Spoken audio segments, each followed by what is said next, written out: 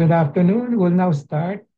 First of all, I would like to welcome everybody to this pep talk this afternoon. Please mute yourself, but always show your video picture. Sign in your name, your Facebook account, or email address in this chat box. In the chat box, please include the names of companions attending with you. Use the chat box to ask questions and make comments while the pep talk is on. There'll be group pictures at the start and end of the pep talk, so please show your faces in the video. A reminder after the pep talk is to take the online learning com evaluation test exercise for mastery of learning and have a perfect score to get a certificate like this. I have placed the link in the chat box. And another reminder, obtaining 25 OLETE certificates will entitle one mentee to a voucher for a RO Hoson medical consultation, either face-to-face or telemedical. The request is that please type in your feedback in the chat box during the open forum and before we adjourn. Thank you. Let's now have a group picture taking before we start the pep talk proper in 2 minutes. Please turn on your video now and show your faces.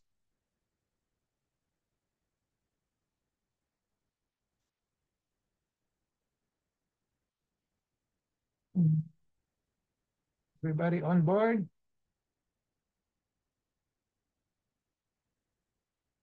Are you there? Okay. One, two, three.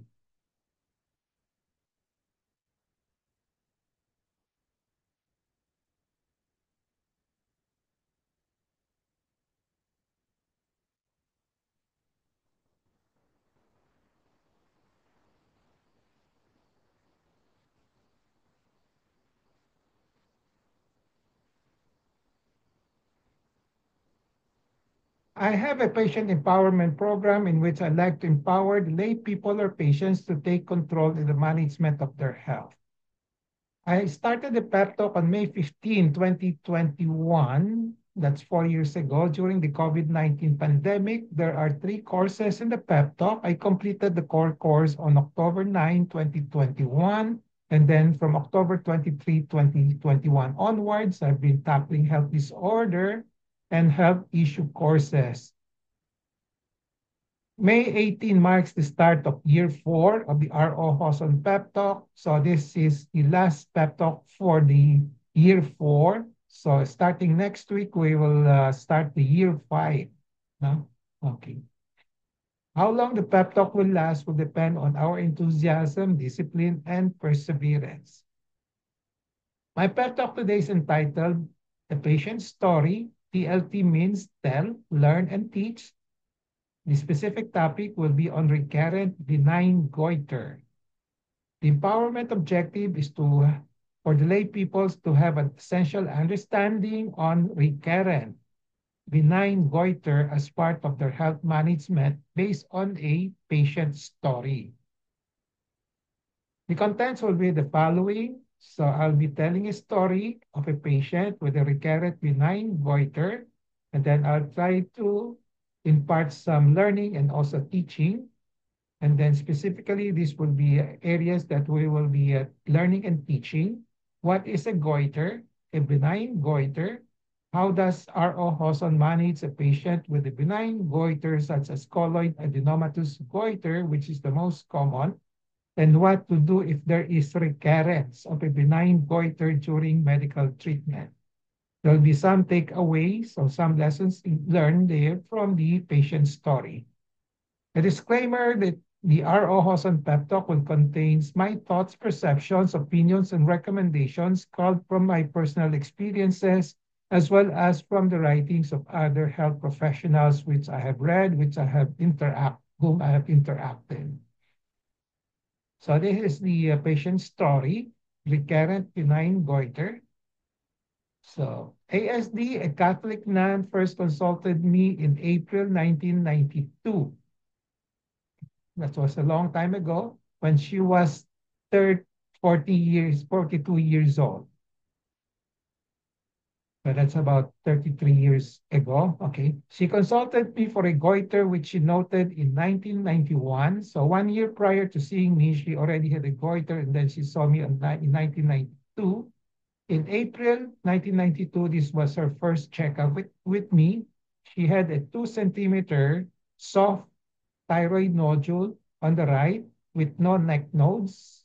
So implying that most likely this is benign because there are no neck nodes and the nodules is soft. Okay. So I aspirated the thyroid nodule and I got 2 cc or cubic centimeter of colloid fluid. So if there's fluid, usually it's benign. And there was an accompanying complete disappearance of the nodule after aspirating the 2 cc. With these findings, my diagnosis was a colloid cyst. Cyst means it contains fluid, and usually if there's a cyst, it's usually colloid for the thyroid, and usually it's benign. 99% it's benign. So after the aspiration, I prescribed levothyroxine, 100 microgram, 1 tablet 2 times a day.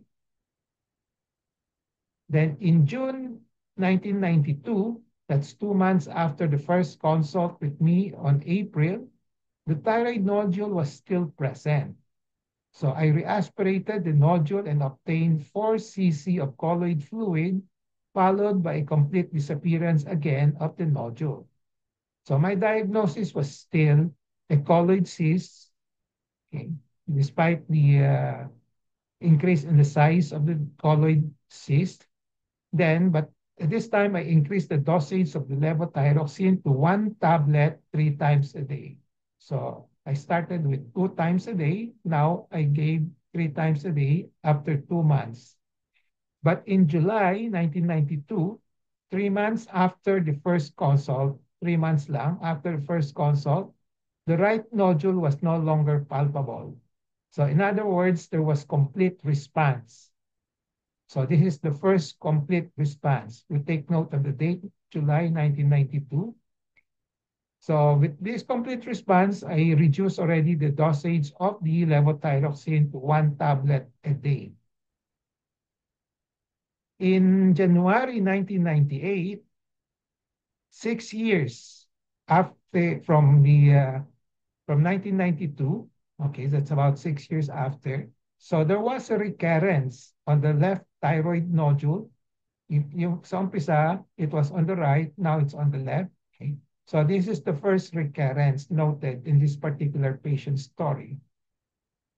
I aspirated the thyroid nodule on the left, and the result was benign colloid nodule. So I continued the medical therapy using levothyroxine, increasing the dosage from 100 microgram to 300 microgram per day. But this time, it took her 1.5 years after. Yung una, 3 months lang, nawala na. Yung ito, okay, it took us 1.5 years before there was resolution of the left thyroid nodule. So when you say resolution, it became non-palpable, hindi nakakapana. Okay. Eventually, I maintained her on 100 microgram levothyroxine per day. So note this was in 1998, there was a second complete response. Then 2014, she had an ultrasound of the thyroid done, and it showed multiple benign nodules on both lobes, which were less than 1 centimeter in size. There was no palpable thyroid nodule. So she was on maintenance of levothyroxine, 100 microgram to 50 microgram per day. Ina-adjust ko lang. Kung hindi na umuulit, I bring down the dosage of levothyroxine to the lowest possible dose, usually 50 microgram per day. This was the ultrasound result of her thyroid in 2014. So multiple nodules, okay, right and left. Meron din sa isthmus. So all less than 1 centimeter, 0.39 centimeter, 0.29. Okay. Okay. And then majority are complex cystic mass, which connotes its benignity, benign ito. So, okay. So we diagnose, based on the ultrasound, the diagnosis is multiple colloid adenomatous goiter. Benign pa rin. In November 2019, there was a recurrence of a palpable left thyroid nodule, 2 centimeters this time. So this was the second recurrence. But that was 20 years after the last resolution in 1999. She claims she had erratic intake of her maintenance dosage of levothyroxine at 50 micrograms per day. So at this time, I aspirated the left nodule recurrence and obtained 1 cc of colloid fluid. Thus, because of the fluid, I still maintain my diagnosis of benign goiter. Then, from 50, I increase it to the levothyroxine to 100 micrograms per day. In 1 month's time, in December 2019, the mass disappeared again. So this was the documented third complete response of the recurrent thyroid nodule, benign thyroid nodule. In April 2025, so this was a month ago, okay, she's now 75 years old. There was a recurrence again of a palpable left thyroid nodule, 3 centimeters. So this is the third recurrence noted. And this third recurrence was about 5 years after the last resolution in December 2019. So 2025 to 2020. Okay. 2020, okay. So 5 years, 2020 to 2025. Okay. She claims she had been undergoing severe, I was asking her, what could have caused the recurrence, keep on recurrence? She just said that she had been undergoing severe stress experiences during the past 3 weeks before she noted the recurrence. I increased the dosage of the levothyroxine to 100 microgram again. So every time there's a recurrence, I increase it. Okay? And after the resolution, I decrease it. I decrease the dosage. So as of this writing, so May 5, I have not seen the patient again. She's scheduled to see me after 1 to 2 months, and I'm looking forward for a fourth complete response. So summary, patient being treated by me for her benign goiter from 1992 to April 2025, at from age 42 to 75 years old, so 33 years, consulting me, having a follow-up checkup with me. Okay. She has on and off resolutions, nawawala, and recurrence, buwabalik, of her benign goiter, which is colloid cyst or colloid nodule. And the durations of the 3 remissions or recurrence span from 5 years to 20 years. So no, yung umpisa, 6 years, then 20 years after, then 5 years. So ito yung sequence ng pag-uulit ng benign colloid goiter niya. So this is a illustration of the history of this patient. In 1992, 42 years old lang siya, 2 centimeters on the right side. And then after 3 months, there was complete response. And then 6 years after, there was a recurrence, this time on the left side, but it was 3 centimeter. And then this time it took 1.5 years bago nawala.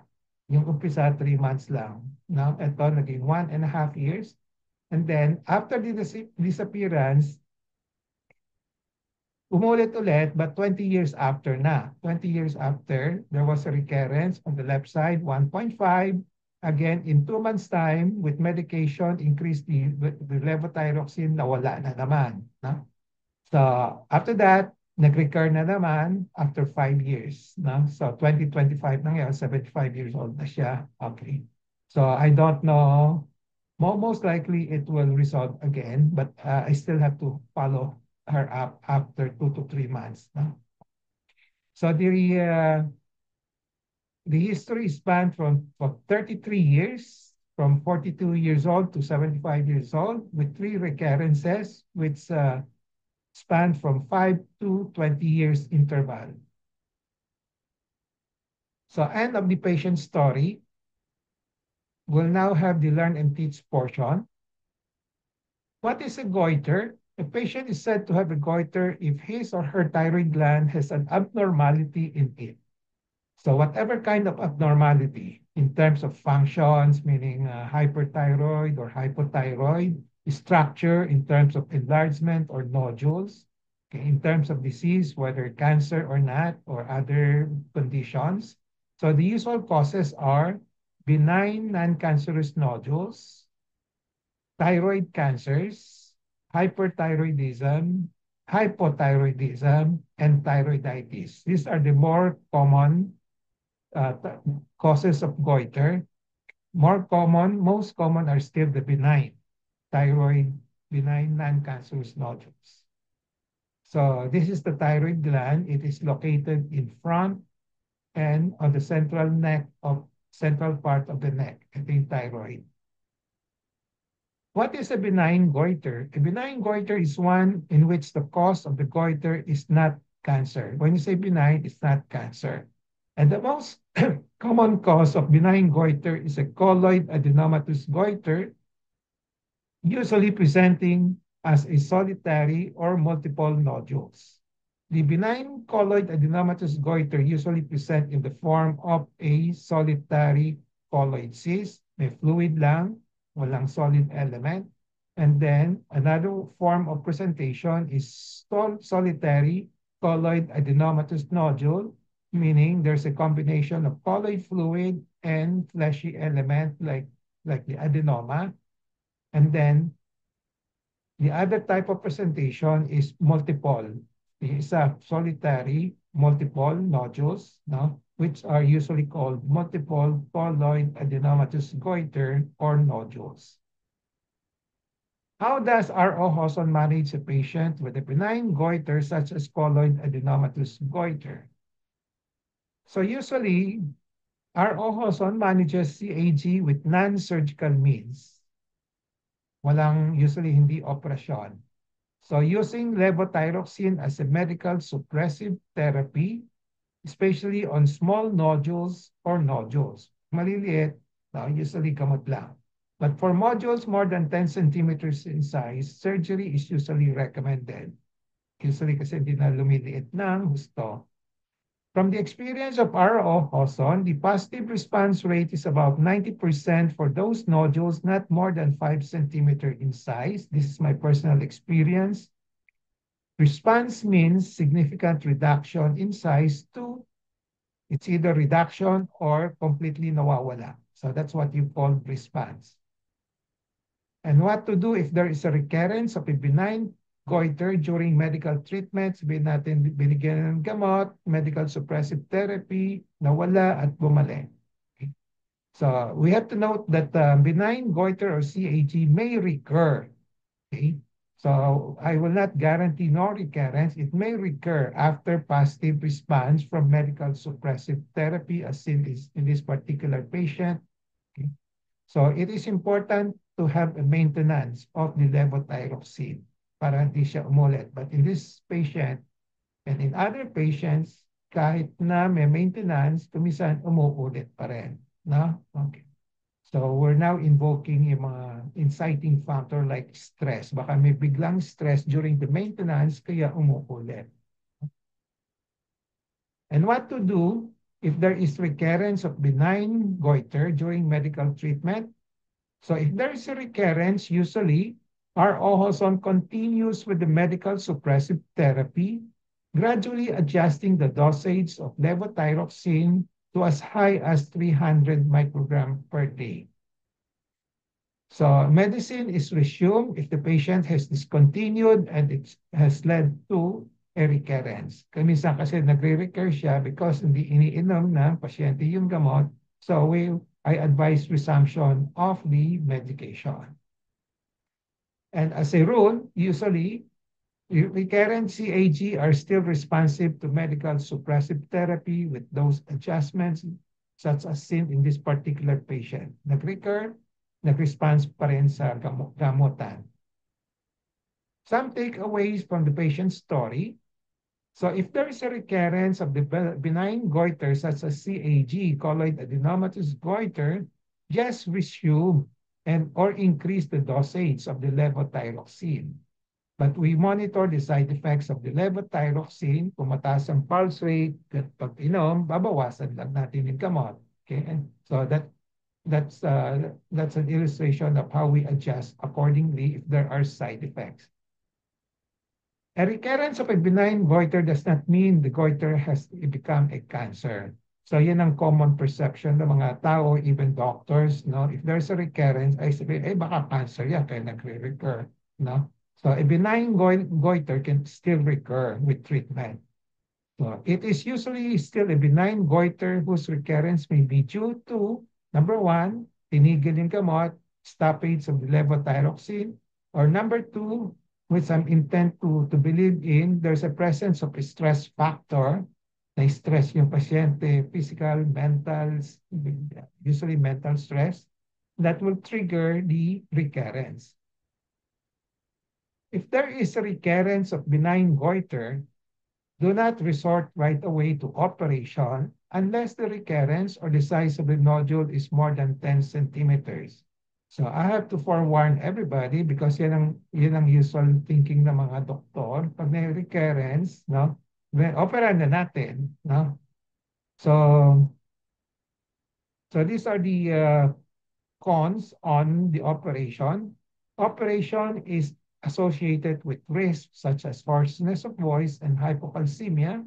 And operation does not guarantee no recurrence again, no? So kahit natanggalin ng lahat, there's still a small chance of recurrence. No? And then once you remove, when you undergo operation, usually napipilitan ng surgeon to remove as much, no? So usually end up with hypothyroidism. So you have to take medicine for life just to replace it. No? So lifetime medicine. Now, if there is as I said, if there's a recurrence, just continue with the non-surgical treatment with levothyroxine. Okay. The advantages of a perseverant medical suppressive therapy are the following. Usually it's still effective. So as long as we give the right dose with maintenance, and then we control the stress factor, which is not easy.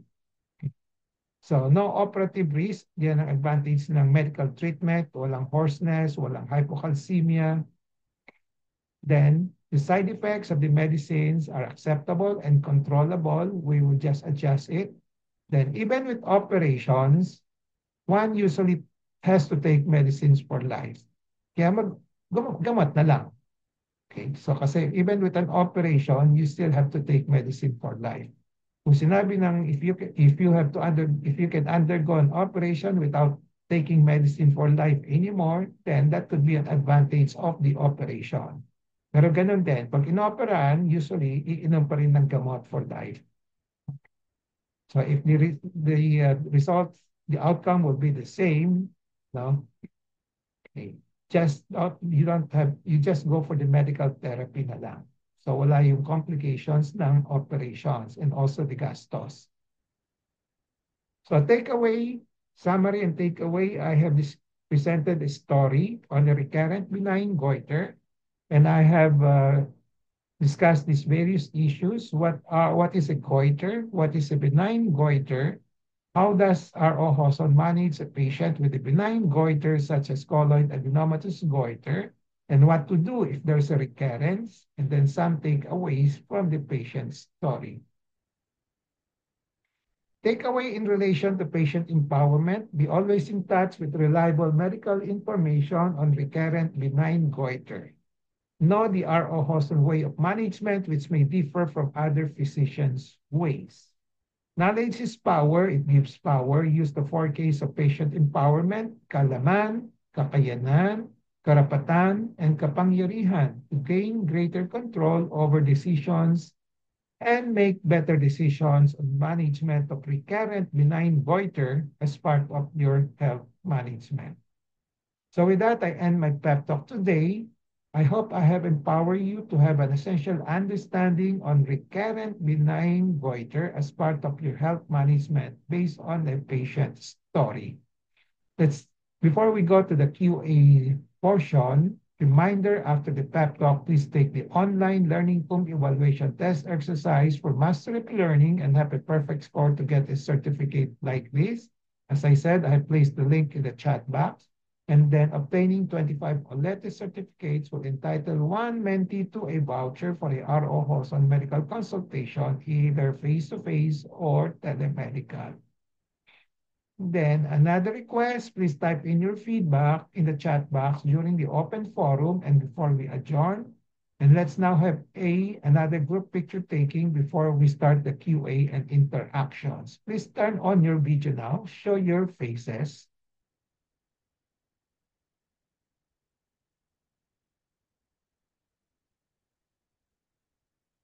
Okay, show your faces now.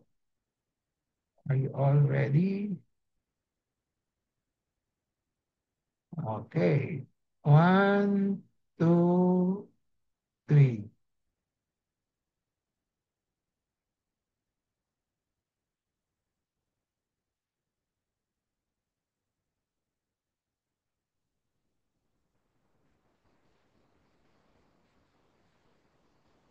Okay, so the floor is now open for questions,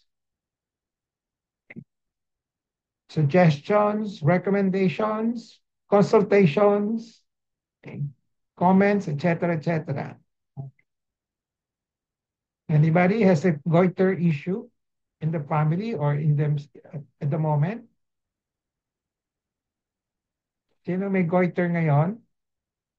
Si Jeng? Si Jeng lang, no?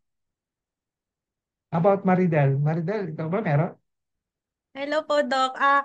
Well, actually, my mom, may goiter siya dati, which Oo. is, oo. So, I'm a little bit aware of goiter and I believe namamana ito, ano po. So, Kumisan niya. ayan. Kadalasan yes.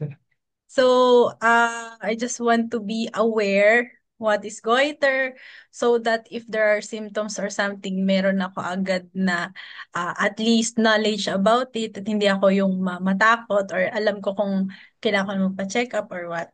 Ayun lang naman po. So, for my awareness as syempre, kahit bata, pag tumatanda na ako, baka biglang mag-rush into some kind of, so I'm being just aware and knowing you have pep talks. Actually, I got your pep talk yung way before starting ng pandemic as my aunt, usually your patient, way back, more than, I think it's more than 25 years already. Oo.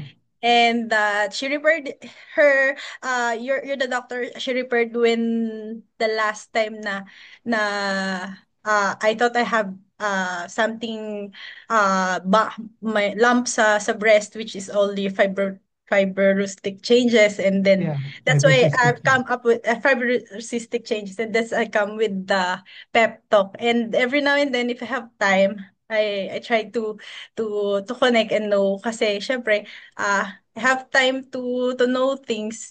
It's a great way for a venue to understand yung mga medical and yung simplest way. Ganun po. Kaya minsan Yeah. nagpapapakodok sa ano niya. Okay. So, welcome. Welcome. Sinong ano mo, kamag-anak mo? Ano po, Conchita, ah, ano ng apelyido? Kasi Poblete po yung tanda ko nung dalaga siya. So, yung nagpag-asawa niya po ay Surya. Conchita Surya. Si Conchita Soria from Yes. Quezon. Yung Okay. Quezon, yes po. Yeah. Open, Oh, buhay pa po siya. yeah. Ganun. So, more than cancer survivor na siya, no? Yes po, opo. Okay. Yeah. So, I can say that this pep talk will be useful in terms of patient empowerment, no? So, meaning that you will have some knowledge on how to take care of yourself. And also, number two, what is very important also is yung different ways of management, doctors managing patients, no? As I said kanina, if you see a doctor, kadalasan, kahit na yung mga non-surgeon, sasabihin sa'yo, opera, opera, opera, no? Okay. So, my stand ito yung aking stand. Basta kung benign siya, huwag kayo matakot na pwedeng gamutin mo na okay. So nakakatakot yung yung mga breast na bukol kaysa sa thyroid na bihira lang yung thyroid cancer na okay. So mga probably less than mga 5% lang na okay sa thyroid cancer kahit na may mga bukol-bukol na Doc, may so question pala ako pag sa ano, mm, sa thyroid. Ano po yung same lang din yung male and female for the thyroid? Wala siyang parang mas prone ang babae or lalaki for that? from experience mas marami ang babae. No? Majority meron. Kaya sinasabi nga nila, which I disagree also, yung sinasabi nila, pag may bukol sa lalaki, automatically sinasabi nila, ay, cancer yan, kasi lalaki. No? Pero sa akin, it depends on marami pa rin benign sa lalaki. No? So it depends on yung palpation findings mo. Kung matigas, no? Cancer siya. Kung malambot, kahit na lalaki siya, no? Usually hindi siya cancer, no? Ganon, no? Pero marami sa babae. Kaya iniisip ko nga kung bakit marami sa babae, no? Is it because of up to now we don't know the exact cause of a lot of things, no? Kaya lang, sabi ko, bakit marami sa babae? Is it, number one, is it because of si Eva ang nag-initiate ng sakit at ng sin natin sa mundo, no? Si Eva, or as I said, baka maraming stress kayo kaysa sa lalaki. No? Para marami kayong hormones changes di ba? So breast, Ay, di ba? Marami kayong mga hormonal changes sa breast and then uterus, no? Then thyroid. Yan ang pinaka three common na no, sa mga babae, no? Mga hormonal related medical conditions, no? Sa thyroid, marami kayo, then sa breast. So sa breast, sa lalaki meron din sa breast, no? Pero yung ratio nun is 1:100, no? Madalang lang sa lalaki, no? Of course, ovary. Yung ovary myoma, yung mga uterus, marami rin kayong problema doon, di ba? Okay. So, yun. So, but bottom line, I think from my experience, no, personal experience, pero hindi siya masyadong na-document, it's usually due to stress, no, factor that will trigger a disease or a recurrence, no? So, itong pasyente nito, I think it's really more of a stress talaga, no? No, kaya pabalik-balik. Kung wala siyang stress, baka wala, no?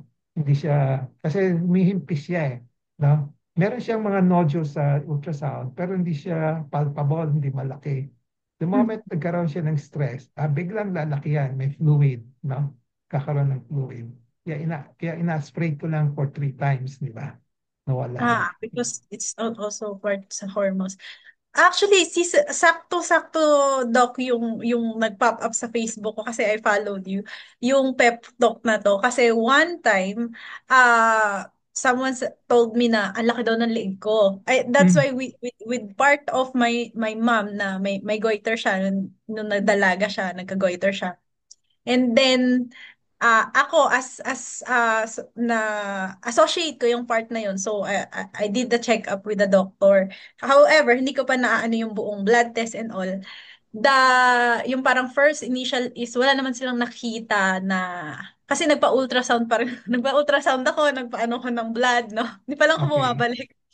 And Oo. then na-realize ko the structure of my neck is parang muscle lang siya. And then with the initial doctor's consultation is wala nga siyang ano, yung result nung ultrasound ko is wala.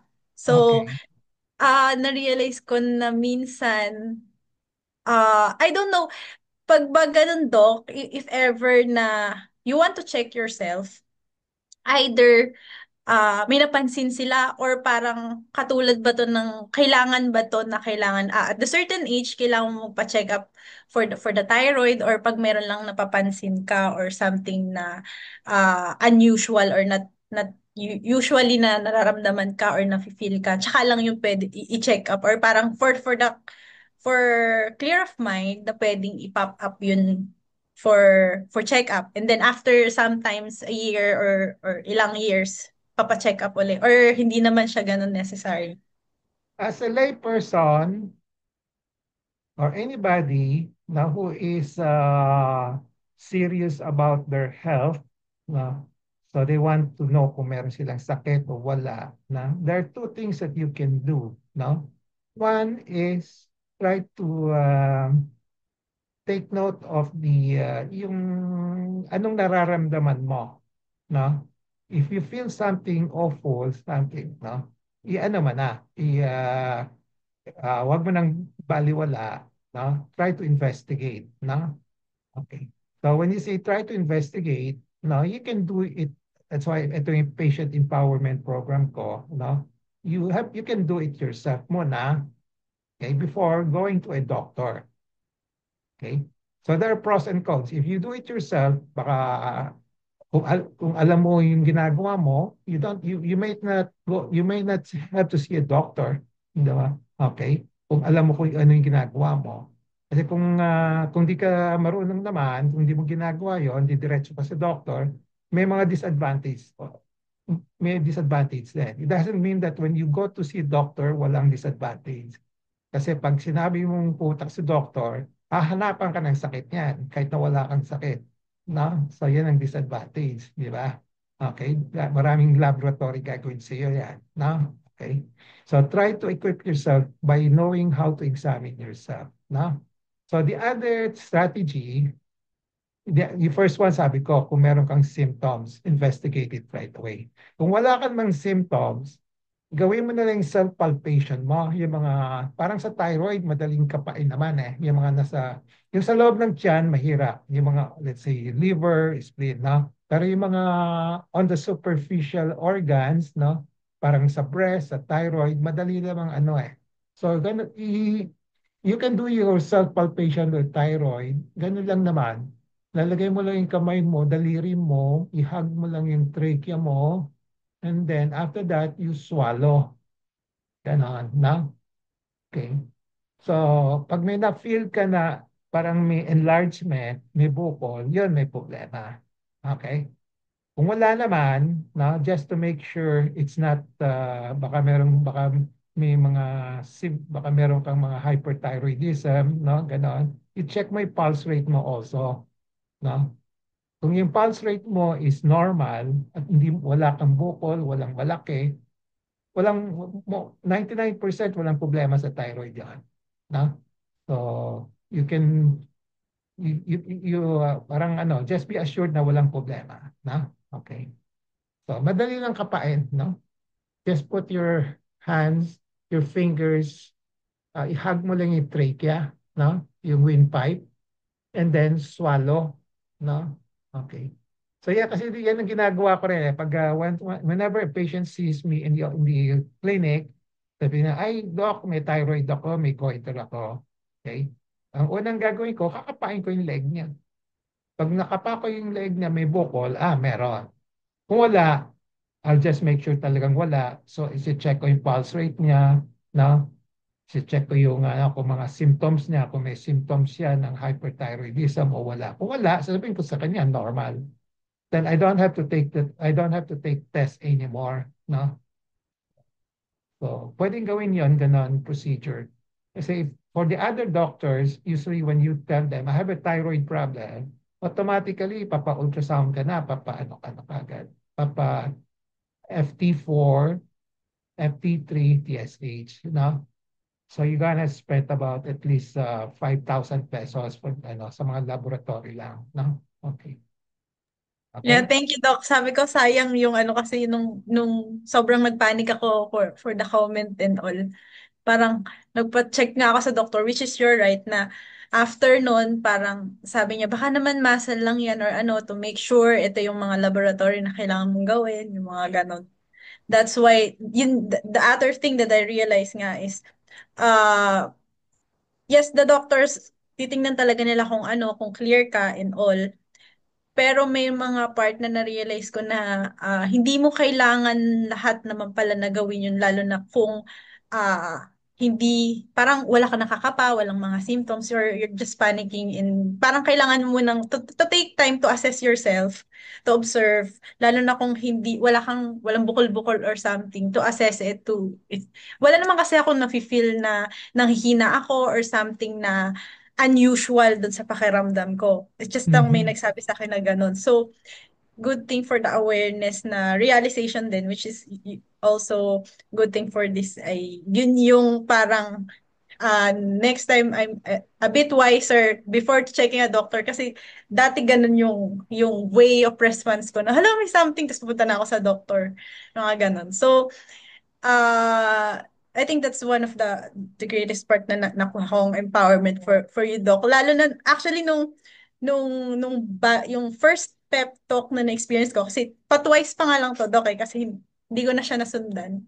Okay. That I realized yung hindi ko makalimutan yung part na about dun sa may surgery na kasabay ko before. Parang before ko, may patient ka na nagpa-second opinion sa'yo. And then that patient is, sinasabi ng doctor kailangan niya ng magpa-ultrasound, ay Opera. magpa-opera. Ah, Which is the same case of me, na ah, meron nga yung sa breast. And then I realized na meron talagang ganung cases. So as a patient, be wise.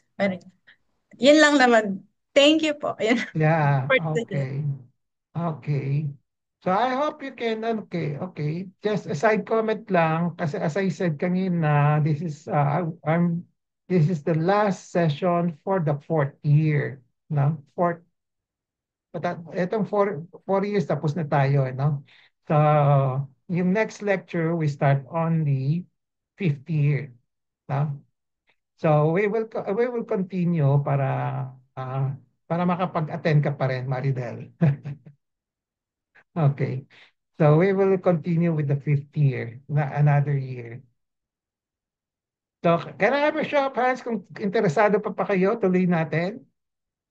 Another year of pep talk. O si Jeng lang. How about the others? Yan, si Fe, si Lorly, si Abet. Okay, sino pa? Christy. Okay. Tuloy natin. Another year. Charlita rin, Dok. So we will have another year of pep talk. Okay. So, kung wala ako, andyan yung anak ko, si Ray Benjamin. Magle-lecture. So, Ray, Lance, any comment?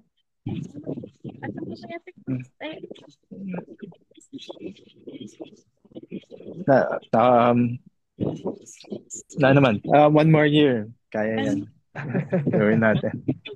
One more year. Sige. Okay. Pipilitin natin. Okay. Any other question on the goiter?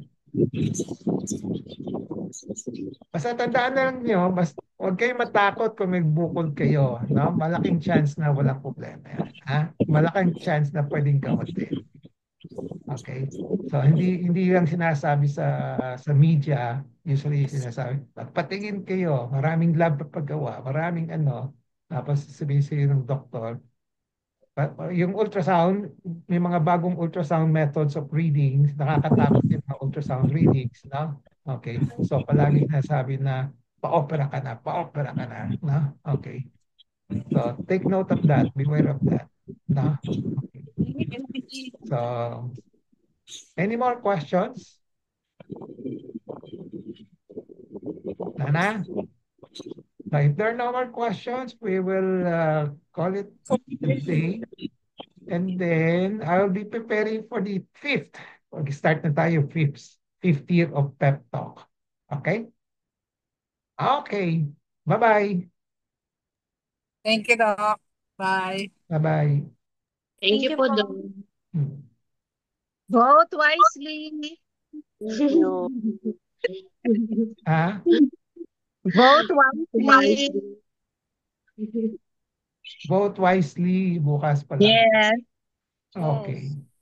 Okay. Happy Bye-bye. Mother's Day sa inyo. Oo nga, Happy Mother's Day. Mother's Day po. Happy Mother's Oo nga. Day to everyone. Happy Mother's Day tomorrow, no? Tomorrow. Yeah. Yeah. Okay. Bye-bye. Bye po.